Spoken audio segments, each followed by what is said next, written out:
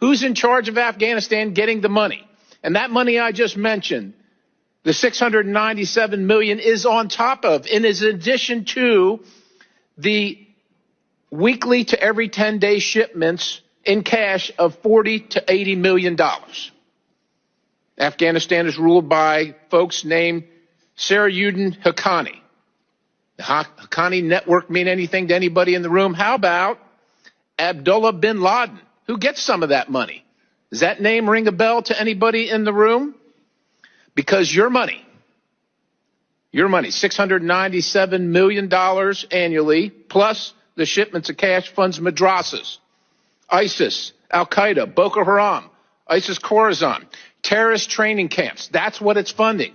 If you think that the program under Operation Enduring Sentinel, entitled Women's Scholarship Endowment, which receives $60 million annually, or the Young Women Lead, which gets about $5 million annually, is going to women who, by the way, if you read the Inspector General's report, is telling you that the Taliban does not allow women to speak in public. Yet somehow you're believing, and American people are supposed to believe, that this money is going for the betterment of the women in Afghanistan. It is not. You are funding terrorism, and it's coming through USAID. And it's not just Afghanistan. The $40 million a week that comes on the airplane and comes into Afghanistan. So the plane comes in weekly. The amount of money on the plane weekly is $43 million to $87 million. But one thing I want Americans to understand is in that bucket of the $40 million we send each week,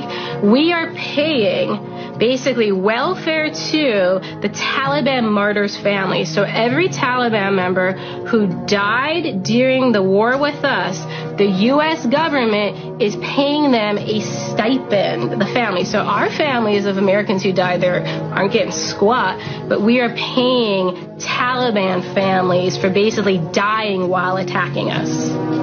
Whoa. Yes, we're funding that. This is just enraging. And, you know, I asked a couple of people that question straight out, like, do you not think this is not ethically correct? And actually, one person gave me an answer of, well, it'll stop them from joining ISIS. I'm like, the Taliban guy's already dead. Like, they give you these bullshit excuses as to why they're funding, like, our enemies. You don't understand that the U.S. government has been running what created Al-Qaeda and ISIS since 1978? Zbigniew Brzezinski, it's public. It's not even debatable.